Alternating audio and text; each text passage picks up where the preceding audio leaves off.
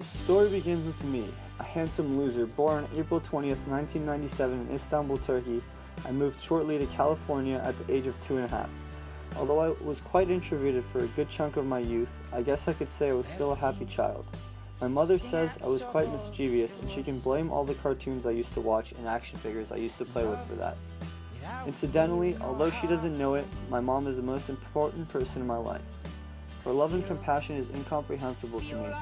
She always makes sure my sisters and I eat her specially prepared meals and follow her regimens, which are supposedly healthier for us. Although she's not the type of mom who always has my back when I make mistakes, I still love her for all her hard work and dedication to the family. I hope to find a wife with some of her qualities one day. Speaking of wives, my mom is the wife of my dad, the most influential person in my life. Graduating from the MIT equivalent school in Turkey and giving up a high-paid job for the Turkish government to come to the US for greater opportunities, my dad is my biggest role model.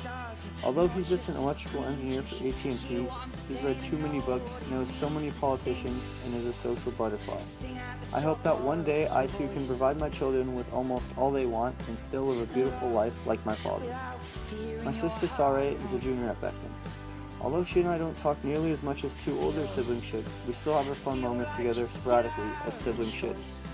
She's been following me around my whole life pretty much, but she's always going to be one step ahead, brushing up on the mistakes I've left her to fix.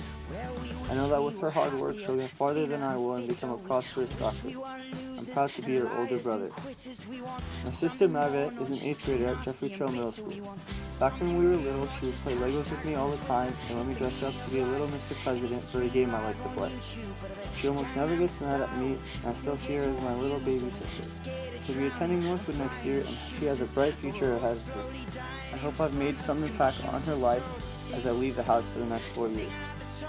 My Turkish brothers have also been a big part of my life. We all grew up together in Orange County and have had so many memories together, from Turkish camps at Big Bear to Ramadan dinners to sleepovers. They've taught me to embrace my heritage and love it, because without them, I wouldn't be a proud Turk. When I first started at Beckman, I had only 2 friends, Serhat and Sardar, a junior and a senior. They helped me transition comfortably, and I appreciate them for being older brothers and mentors to me until they had to move to Connecticut in November of my freshman year. Without them, I wouldn't have felt at home for the beginning of high school. I owe them a lot. Cross country is the greatest thing that's happened to me in life. I've gained important qualities such as character, leadership, passion, and much more that will carry on with me forever. I've met so many amazing people who I'm lucky to call friends, and without them, I wouldn't be who I am today. Everyone on the team holds meaning to me, including freshmen, and I'm grateful to everyone for putting up with me for 1 to 4 years. I run not only for the distance and to stay somewhat in shape, but especially for the people, and you'll never understand what I mean when I express my penchant for Northwood or Woodbridge runners until you ran cross country with me. Special shout out to Kyle, Christian, Cade, and Garrett for being among the best mentors I've ever had. 2 of my best friends are juniors Marissa and Isabel. Cross country and track has kept us together for a good 3 years, and my life would be pretty black and white without them. They love me for who I am, and they could put up with a lot of qualities most people dislike me for. I appreciate their genuine care and support during my tough times and my best times. I know I can always share a good laugh with them and be myself with no filter. Shout out to their families too for being amazing folks. AJ Wahid is the nicest and funniest guy I know. He never picks a side but always has my back regardless. Cross country and track with him has been filled with shits and giggles and tough workouts.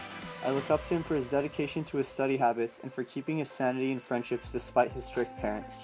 From his rapping to his non-stop talking to his interesting water habits, AJ will always be someone I will go to talk to about the good things in life.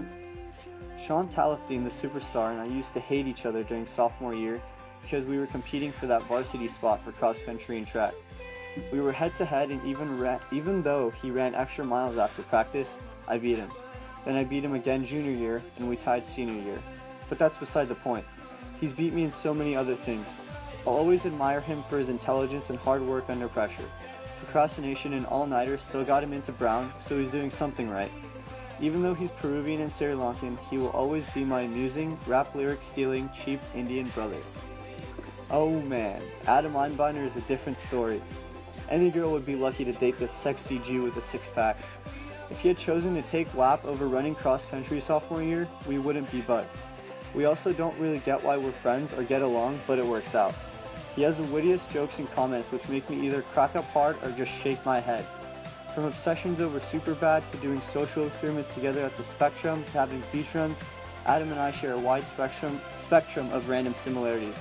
He's the most interesting guy I met at Beckman, and I appreciate his eclectic personality. Hopefully our friendship lives on at Davis together for another 4 years.